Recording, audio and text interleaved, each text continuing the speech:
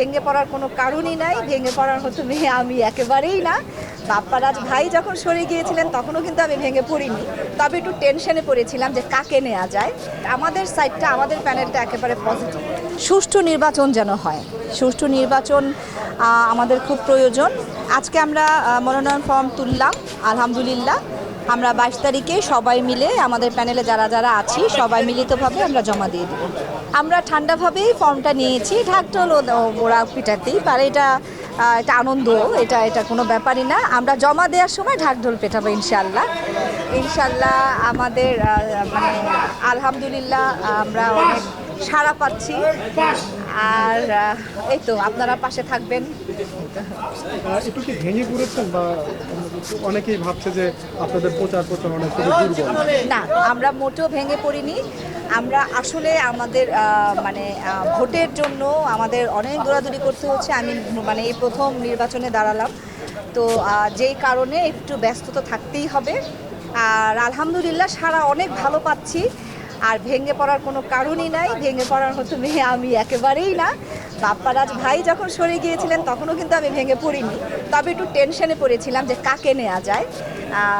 ইনশাল্লাহ আলহামদুলিল্লাহ আমার মনে হয় আমাদের সাইডটা, আমাদের প্যানেলটা একেবারে পজিটিভ।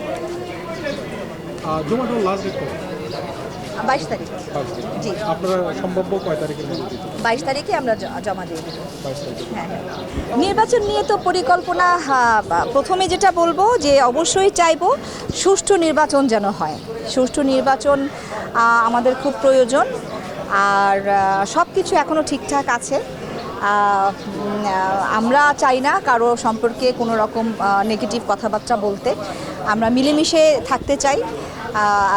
যে জয়ী হোক না কেন, আমিও যদি হেরে যাই, হার জিত থাকবেই, এটা মেনে নিতে হবে। আর আমিও যদি জয়ী হই, তো ওই প্যানেলে যারা আছেন আমরা মিলিতভাবেই কাজ করব। আর ওরাও যদি জয়ী হয়, তো আমি অবশ্যই তাদের সাথে মিলেমিশেই কাজ করব, এটাই আমার ইচ্ছা। তবে অবশ্যই এটা যেন কোনো পলিটিক্সের দিকে না যায়। আমি এটাই বারবারই আমি মানে বলতে চাচ্ছি, এটা যেন কোনো পলিটিক্সের দিকে, মানে অন্য কোনো রাজনীতি যেন আমাদের সমিতিতে না হয়।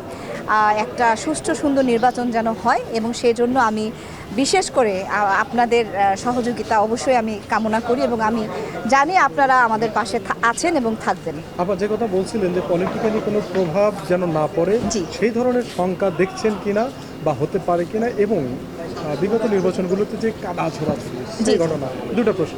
না, কাদা ছোড়াছুড়ির মধ্যে আমি একেবারেই যাব না, কারণ আমি কোনো রকম মানে গ্যাঞ্জাম বা কোনো কিছু, এগুলো আমি একেবারেই পছন্দ করি না। যেখানে দেখি যে কেউ মানে গ্যাঞ্জাম করার মতো মানুষ বা নেগেটিভ টাইপের মানুষ, ওখান থেকে আমি এমনি একটু দূরে থাকি। আমি নিজেও এগুলোর সাপোর্ট করি না।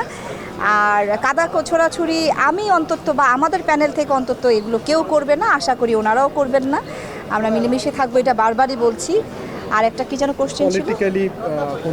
আচ্ছা, পলিটিক্যালি এই ব্যাপারটা আসলে আমি সত্য মিথ্যা জানি না, তবে কানে তো অনেক কিছু মানে শুনতে পাই, আসে। তবে হ্যাঁ, ওইটা একেবারে আবার মানে গুরুত্ব না দেওয়ারও কোনো কারণ নাই, আবার অনেক বেশি গুরুত্ব দেওয়ারও দরকার নাই।